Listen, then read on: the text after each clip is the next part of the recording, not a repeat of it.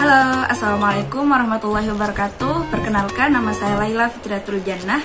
Di sini saya akan mereview beberapa contoh dari teori B.F. Skinner melalui pengalaman yang pernah saya alami sebelumnya.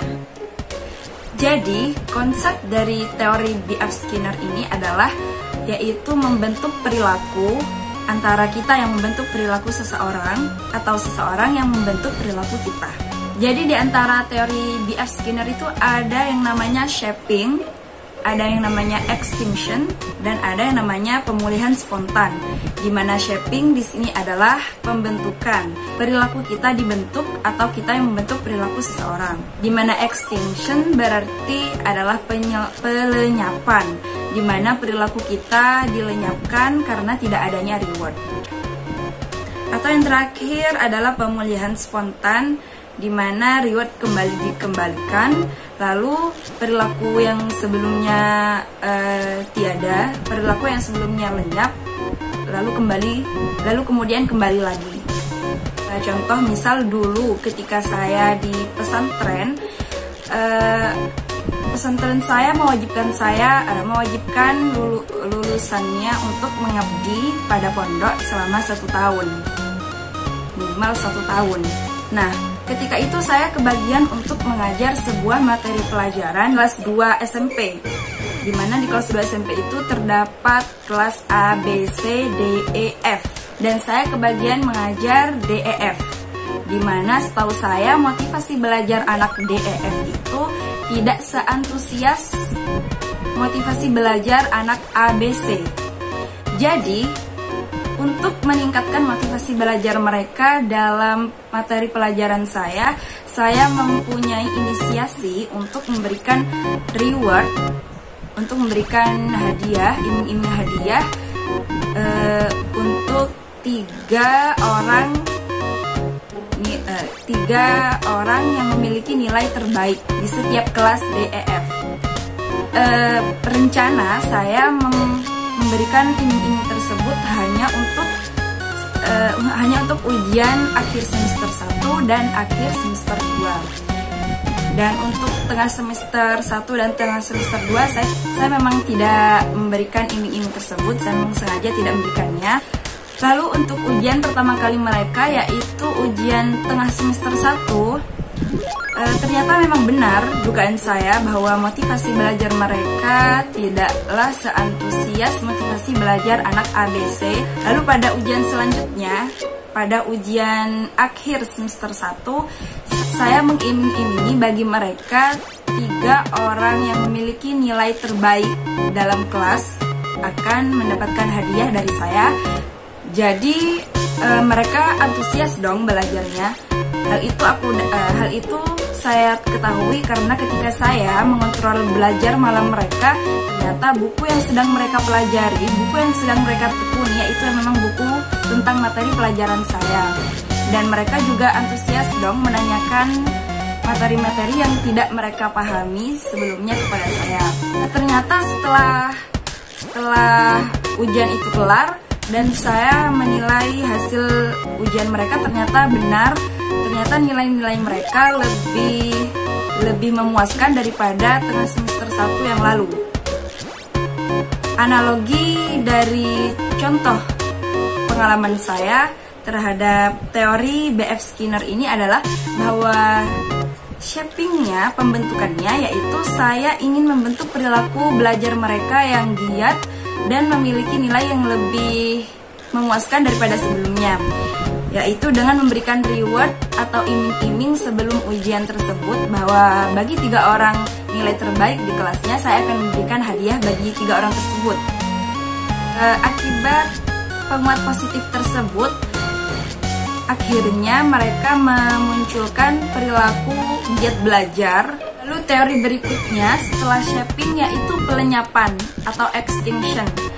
Nah, karena rencana saya hanya akan memberikan reward di akhir ujian semester 1 dan akhir ujian semester 2, maka pada ujian tengah semester 2 saya memang sengaja tidak memberikan iming-iming kembali. Lalu ternyata mereka pun kembali tidak giat belajar dong. Mereka kembali tidak giat dalam belajar sebelum ujian, karena memang sebelumnya saya tidak mewanti-wanti, saya tidak memberikan iming-iming tentang 3 orang nilai terbaik dalam kelas tersebut. Alhasil nilainya pun menurun daripada hasil ujian sebelumnya. Nah, di sini mereka mempelajari bahwa pada ujian tengah semester 2 tidak mendapatkan iming-iming hadiah, maka mereka tidak memunculkan perilaku giat belajar mereka pada ujian tengah semester 2 ini. Kemudian ada teori B.F. Skinner, yakni pemulihan spontan, dimana ketika reward itu dikembalikan, maka perilaku yang semula hilang, semula lenyap akan kembali lagi.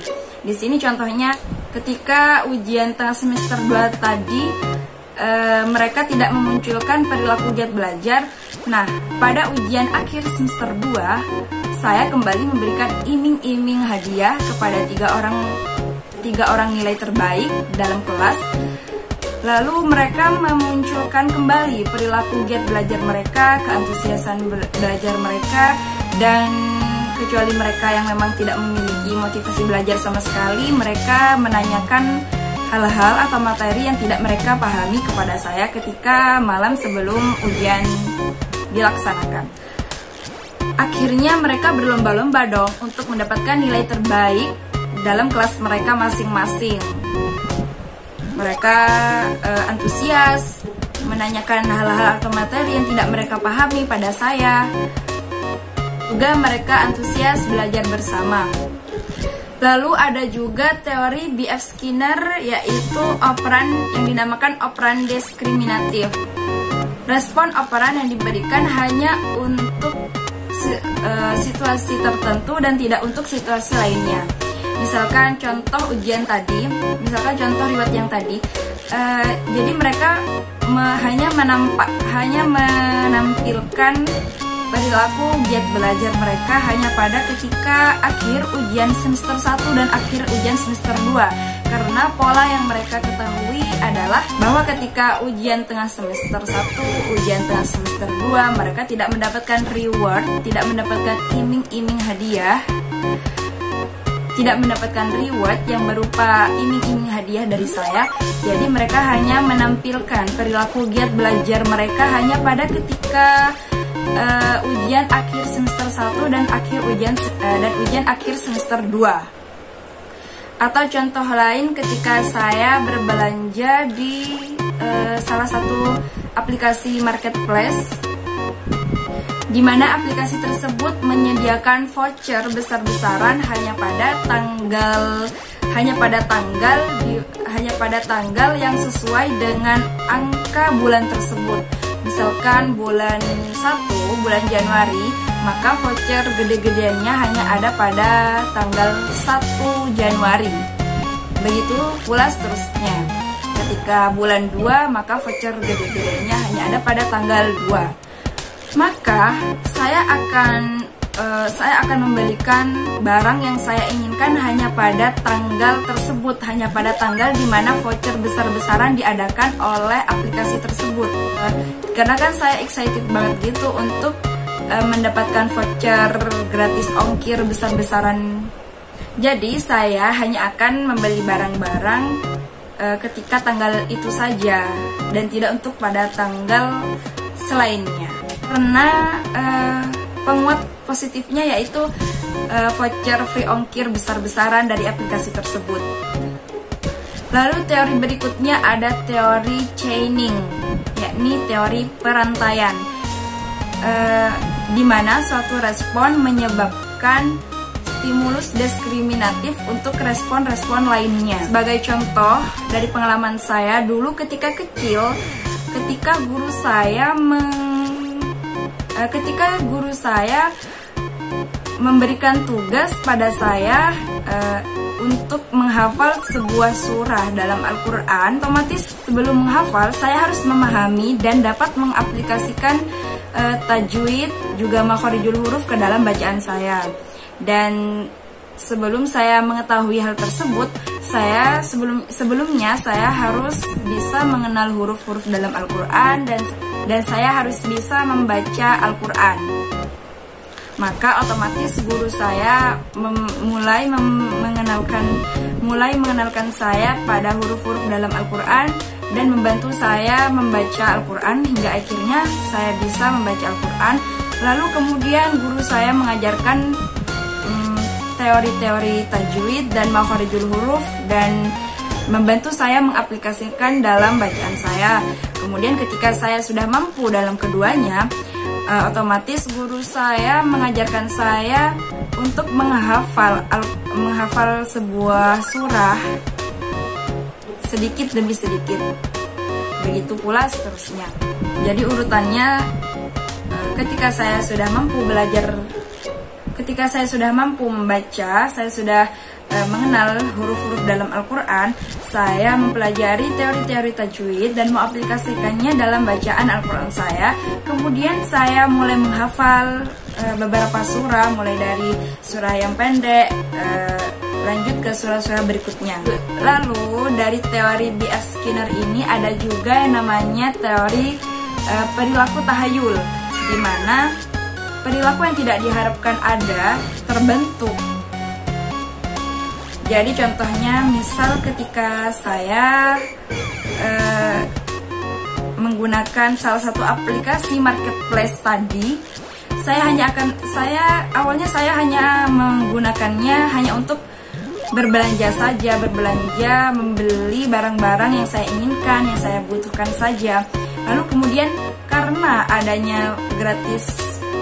adanya voucher free ongkir yang besar-besaran tadi, saya mikir eman dong kalau saya tidak menggunakannya semaksimal mungkin. Jadi saya menggunakan aplikasi marketplace tersebut juga untuk berjualan online, yang kemudian saya jajakan melalui aplikasi WA saya, melalui akun Instagram khusus saya, khusus untuk penjualan online saya. Karena voucher gratis ongkir tadi gitu.